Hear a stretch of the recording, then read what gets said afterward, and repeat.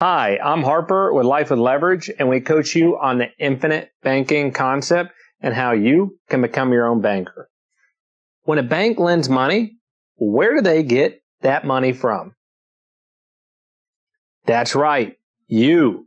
That is where they get the money to lend and profit from. Whether you realize it or not, you are participating in a banking function within your life. The question is, do you control that banking function?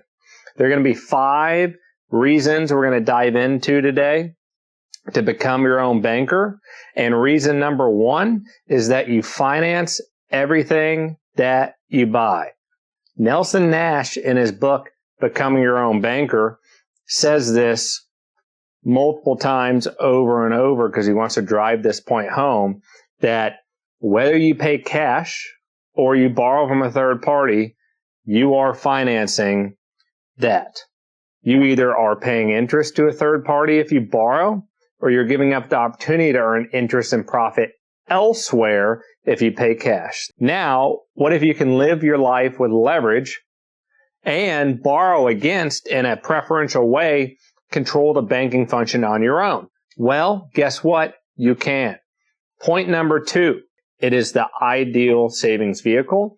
We're going to put a visual up on the screen. And as you see, there are 7 different attributes or characteristics that infinite banking can offer if we are setting up our policy correctly. It's going to offer these benefits. Competitive rate of return. It's going to be guaranteed. It's going to be liquid. Leverageable, as in you can leverage against the dollar in more than one place. Tax-free, creditor protected, and uninterrupted compounding.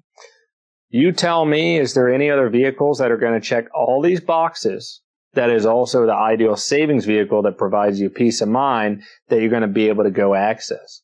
And some people say there's other vehicles that could be more investing, and they're like, oh, I get a higher rate of return or this or that, but then they don't realize they're losing out on some of the other check boxes here or attributes within the savings vehicle.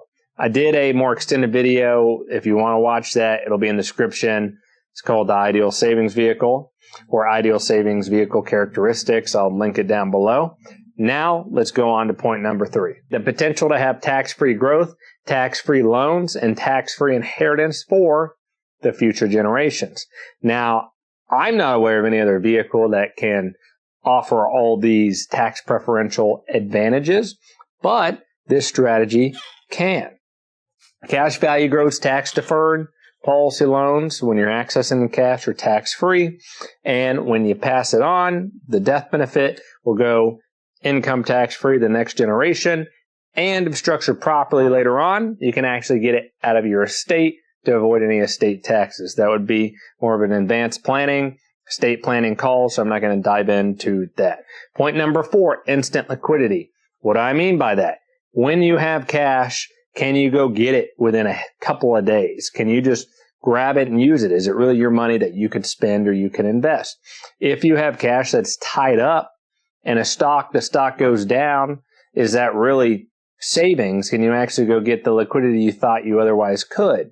Or if you had it tied up in gold and silver, don't get me wrong, I like gold and silver, how quickly can you turn that into cash that you're going to go utilize, right? So you got to think about how easy you can access that cash. Point number 5, 2 sources of income, people at work and money at work. What we want is both.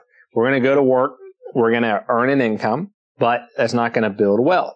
That cash that we earn or the income we earn, we want to go put to work on our behalf, okay? Most people only have one income source. Their job, infinite banking, creates a second perpetual income stream that works 24/7. Guess what? There are massive organizations, known as mutual insurance companies, that are working day and night on our behalf by putting our money to work, and those are people that are going and putting our money to work. We're getting the best of both worlds and still having full control and liquidity over our capital, which is great peace of mind. Nelson Nash didn't invent anything new.